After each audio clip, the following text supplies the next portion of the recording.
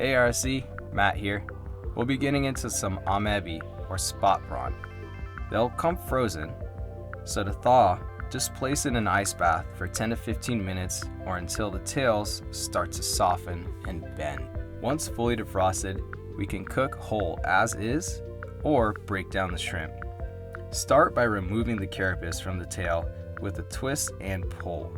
Take the tail and remove the shell by opening the underside with your thumbs.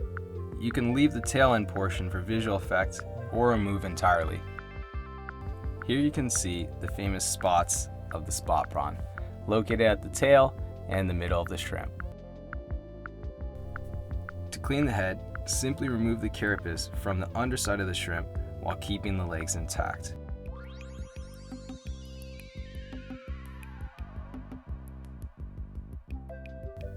Be mindful of the point at the end of the shrimp's head, as it could poke you. And there you have it, Amaebi tail ready to eat and head ready to be fried.